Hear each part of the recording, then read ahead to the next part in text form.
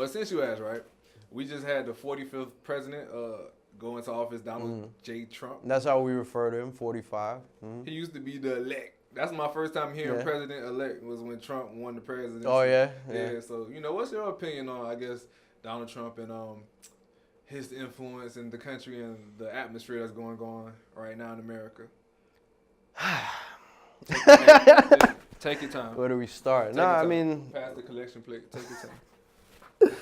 Like we were saying before, like, unfortunately with this society, it's that if you go around doing and saying negative things, you're gonna, he's proven that he's been able to ascend to the highest position in the land by going around doing and saying negative things, talking against entire groups of people like Muslims and Mexicans and, just saying disrespectful things to the black community, and he's been able to attain maximum power.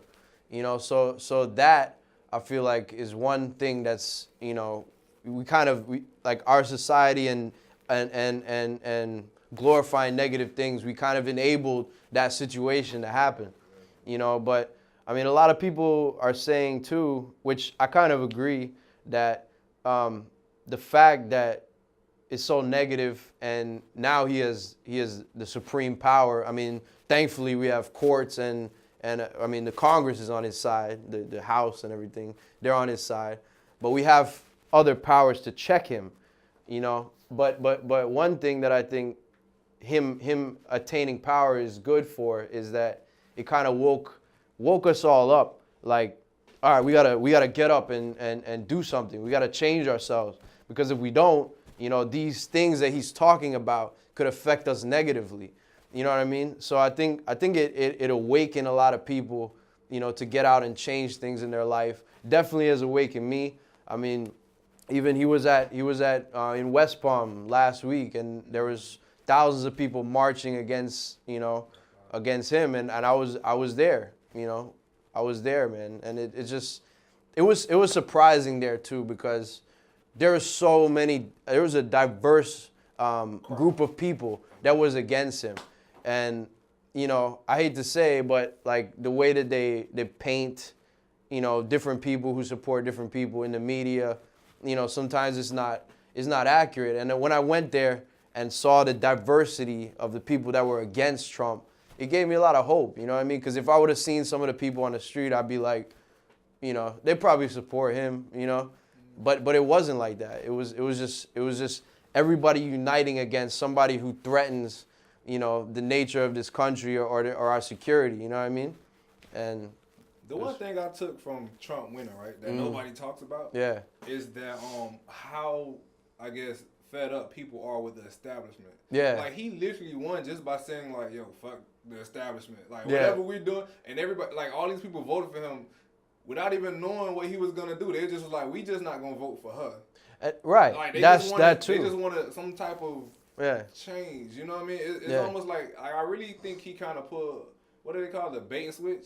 Yeah, like, I'm going to tell you what you want to hear. And then I'm going to do something completely different. Right. That's what I really believe. So sometimes I look at it, I be like, people just they just didn't want to deal with, it reminded me a lot of the Hunger Games. Y'all watch the Hunger Games? Yeah, I seen it a while ago. Honestly, I don't really remember. Well, I'll explain you what happened, right? So they got like the establishment, right? Yeah. And then basically what happened, I don't remember what happened. Well, I remember they had to kill each other. But, all right, but what happened was people got tired of them making people go kill each other. Yeah. So they started fighting us, and I feel like that's all that is. Like, yo, if you think about it, right?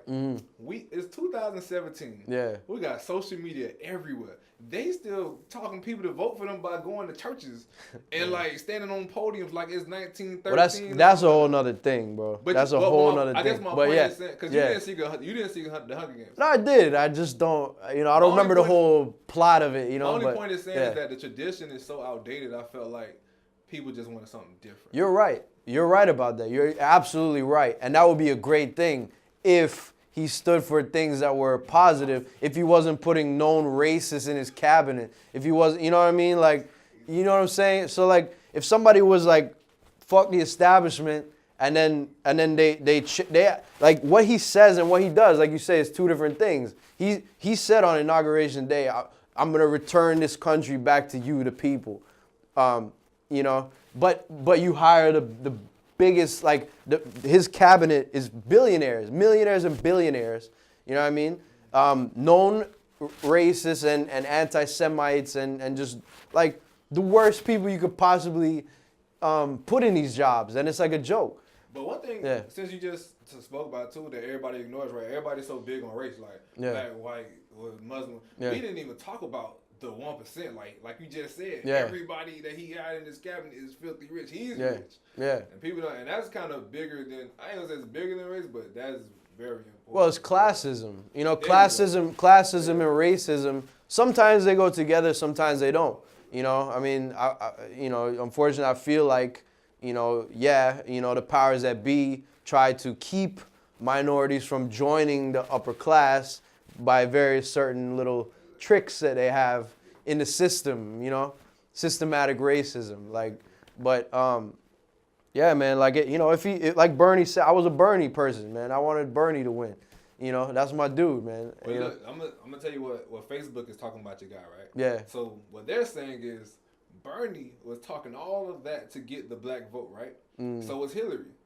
They lost. When's the last time you heard from Bernie or Hillary? Nah, Bernie's still doing his thing, man. You Bernie's, might know better than I might. No, well, yeah, Hillary, I agree. She gone. Like, she's discouraged. I mean, and then again, I mean, she's been in this game for years, you know, and by the time after that, like, you're never gonna win president. If you lose to this guy, you're never gonna be president. You never know. I know, you're right, but Bernie Sanders though is a very respectable guy, I think. You know, like I saw pictures of him from the civil rights movement in the streets, chained to black people. Like, you know what I mean? Bernie Sanders, like, he's always standing up for, like, you know, people who have less, I think. And that would be something positive if, you know, Donald Trump was actually to say, fuck the establishment and come in and actually help people who need help, rather than, you know, I don't get the logic. Like, let me help out the people who don't need it, and then hopefully, you know, they'll bless the people beneath them with opportunities, and we never see it come down to us. You know what I mean? So that's why I'm against it, man. I mean, well, you're very politically charged. I mean, I feel like if you're not right now, I feel like as a public figure, people are saying, oh, you know, I heard a quote, I think it was, I forget who said it, like Matt Damon or Mark Wahlberg. He said something like, oh, celebrities shouldn't get involved in politics. By the way, your president's a celebrity. That is his credentials. He's a celebrity. But beyond that, I feel like public figures, you know, I'm a public figure. You know, I'm not signed to a major label right now, but, you know, I'm still in the public eye, you know what I mean, on a local and national level and international.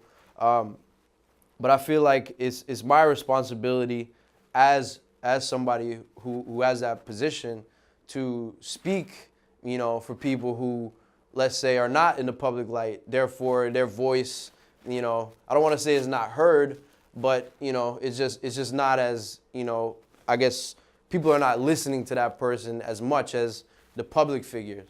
So I feel like as that in that position, you know, I need to use my platform, you know, as a source of positivity. You know what I mean? Speak for people who don't have a voice, or who people don't listen to as much. You know? Exactly. So to piggyback off of what you were saying, a lot of artists kind of take that role, like, I'm an artist. I'm not into politics. Do you think that they kind of owe it to their fans to take some type of, you know, to take some type of position or to speak on some type of injustice? Or do you think it's okay for artists to kind of not get involved in what's going on? Because remember, you know, earlier you said kind of like, if you're not involved right now, if you don't feel some type of way, you know. Yeah, I mean, I don't want to say is there was, okay, maybe I said, did I say it's a responsibility? I might have. Slightly. I might have said that. But I mean, if it's what you feel at the end of the day. But I just think, in my opinion, if you have the position where a lot of people are listening to you, you should, I feel like it's my duty to influence people in a positive way, you know, and that transcends music. That goes into politics, that goes into, you know, just society in general, how you treat others, you know what I mean? Just, I think that's important, you know what I mean? If you choose not to, I mean, that's your choice, you know? We're here to be entertainers, like, you know what I mean? That's, if you want to just be entertainer, you can't really say you're wrong for that, you know, but, you know, you use your power, I think. So one thing that also happened with Trump's presidency was a lot of, you know, I guess black celebrities or the bourgeois, whatever, the higher upper class black people, they were meeting with Trump. Well, like Steve Harvey? Exactly, like Steve Harvey. And they caught like a lot of heat for that. Do you think that that negative feedback was warranted? Or do you think that, you know, what is your stance on that situation? It's kind of hard to say because, you know, what Steve Harvey did and his justification for it, you know, in a way, I guess it makes sense because he was saying like, you know, let's sit down with him and try to, you know, like they were talking about improving the inner cities or whatever with Ben Carson, who's his lead on that. You know, so his motive from what he said seemed positive, but like, it just seems like there's no getting through to this guy, Trump, you know? So I think the frustration came from, you know, people feeling like, oh, you're going to sit down with him who we see as the enemy, you know? So I get that too. Like, me, myself on the subject, I'm kind of conflicted on that. I can't say I blame Steve Harvey for doing that, or, you know, it just depends on the situation, depends on the extent of it. Because, you know, you had Martin Luther King III in the Trump Tower as well, you know, with a little photo op, and, you know, it just, and then last week he had a meeting with some pastors, I think, from Ohio and different states, and, you know, they were all, you know, yeah, Mr. Trump, like, I came and helped your campaign, this and that, and it's like, did this dude like pay these people to sit in here and say these things to him, these nice things? Because it seems like it, you know. So in that situation, you know, you'd have to say like, we don't agree with that, you know. But it just all depends, and we don't know what's going on behind the scenes too, you know. There's a lot we don't know, so, you know, only Steve and Trump and you know, only they know really. See, my thing is that I would talk to anybody. You yeah. know what I mean? It doesn't matter if I don't like you. I could not like you, but if you're the president, I have to do business with you, or we have to do business. With you. Like that's what I'm saying. Like to shut it out and say like, I'm not gonna deal with you at all. It's like, you're not gonna. There's no chance of progress unless people sit down and speak.